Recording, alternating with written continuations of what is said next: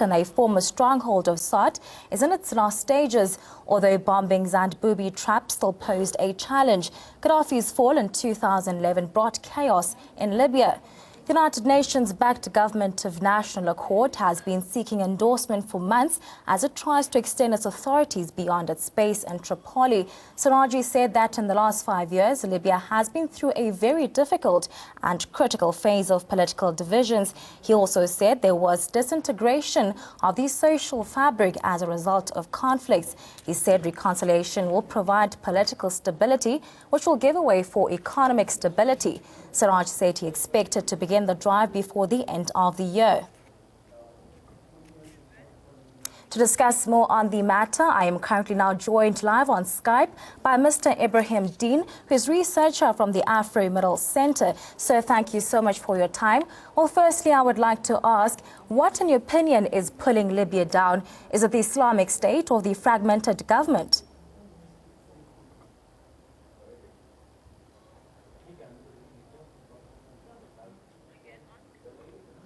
Mr. Dean, I wanted to ask whether, in your opinion, what is pulling Libya down? Is it the Islamic State or the fragmented government?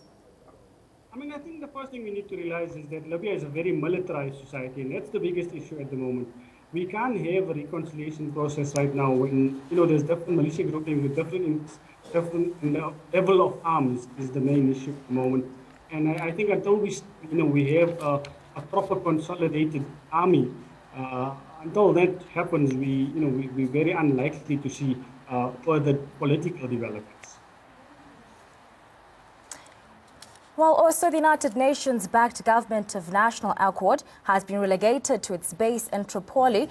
Only now, do you think it could play the role that appeals to the masses as well? I think it's trying to. I think, it seems to be appealing to at least the people in the West. But in saying so, Khalifa Haftar has captured a whole lot of oil terminals in Libya's oil crescent recently, last week. And this means that it's very hard for me to currently see a situation where, we see as the beginnings of a political process, because there's two very powerful contesting militia groupings.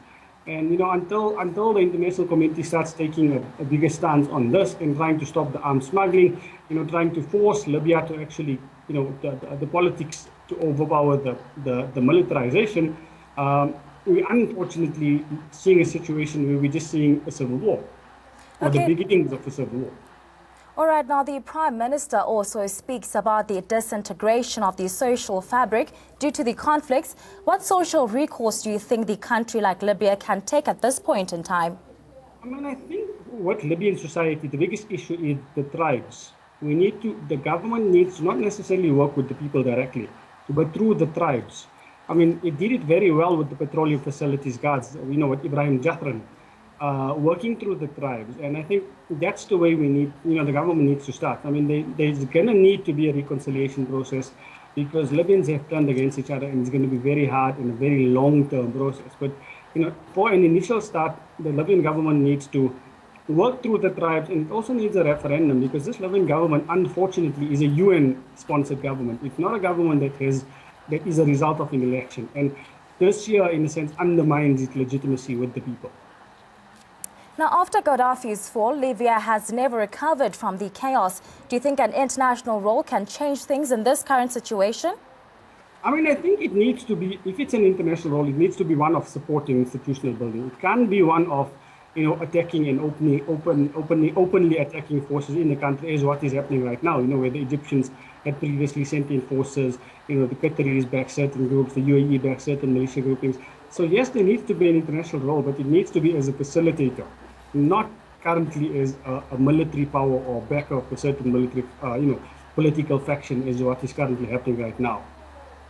And lastly, has Africa Union paid enough attention to the situation currently in Libya? I think the African Union is in a catch-22 situation, regarding Libya, because I think the African Union had, it stands a very, in a sense, a good stance on a political solution in 2011, with Gaddafi's ouster. And the new governments, and ever since then, Libya has actually, tried to move away from the African Union. So the African Union doesn't have much power. It has power in the sense that hopefully it can influence Egypt. And, in that way, Egypt can be a power broker. But the institution itself, I think, doesn't have enough influence in the Libyan conflict, and in a sense also has bigger issues to deal with, specifically Burundi and South Sudan. Okay, thank you so much for your time, sir. And that was Ibrahim Dean from the Afro-Middle East Center, speaking more on the current state of Libya after the Prime Minister called for national reconciliation. While now to move